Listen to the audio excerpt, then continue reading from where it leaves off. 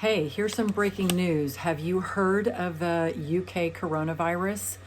So, this has been identified in the UK recently, and it is a variation or mutation which is potentially more contagious than the coronavirus we've known to date. So, here is a mouthful. It is actually called the VUI 2020-12-01. That's the name of the variant under investigation in the UK.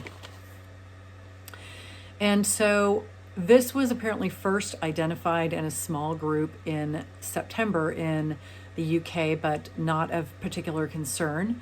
There's been a recent surge, and up to 60% of the new infections in London are associated with this new mutation. So, very concerning.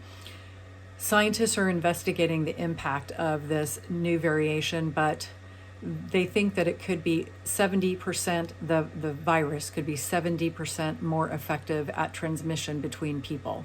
So that's obviously something to be worried about, not to say that we need to start worrying and wringing our hands, but being aware is always a good thing.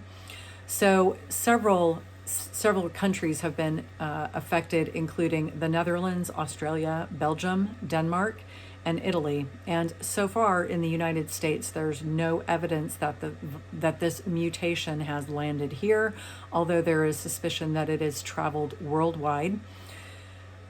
There is a similar mutation that has been found in South Africa and is rapidly spreading, that specific mutation.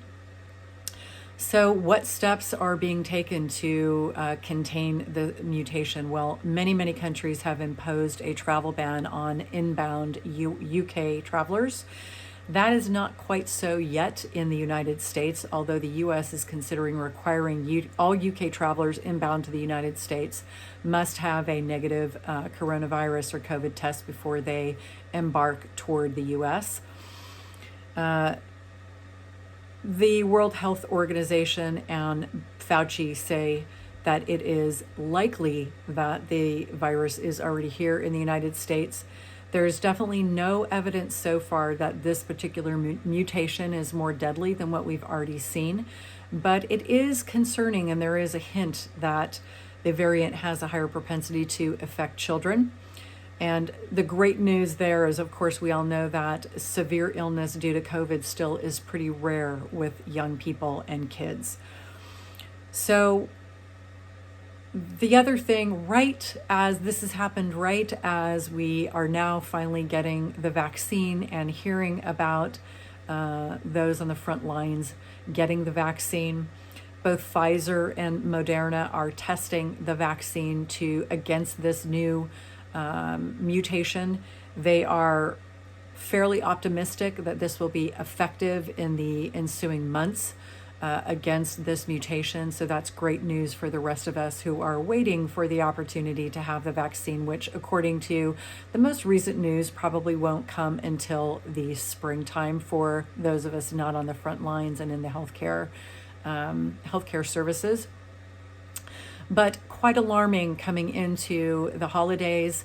Of course, one of the questions about this mutation and the rapid spread is, was this rapid spread contributed to not just by this mutation, but also super spreader events, or families getting together for the holidays, congregating in larger groups?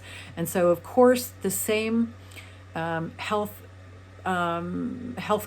recommendations are being made. Wear a mask, social distance, keep your hands washed, and continue to take care of yourself and the people that you love by keeping your distance. And especially coming into the holidays, make sure that you are really staying within your own, quote, COVID circle. That's what we call it here.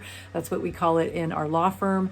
Your COVID circle, the people who you know and trust, are not out running around, socializing, not social distancing, not taking proper safety precautions to protect themselves and also protect you. So that is the breaking news for the day. I will continue to report on this. I am Christine Faulkner. I'm an estate planning attorney with Cava and Faulkner in Elk Grove, California. I am both Sacramento and Elk Grove's living trust attorney. We are a growing law firm who work with and collaborate with clients who want to create custom plans to make sure that the people they love in their life are protected. And that includes definitely creating a healthcare the legal documents that you need to protect yourself in the event you become incapacitated. And certainly during the last 9 months, this has been a concern for many, many people. What happens if they get sick? What happens if they go to the hospital? So this is definitely something that we work with directly. And if you have any concerns about this, we are always here to help. Please subscribe to our channel if you like this content and you want to get more information. And comment as well on what information you would like us to create videos on, and we will be happy to do that. Thank you so much for tuning in, and we'll see you next time. Bye-bye.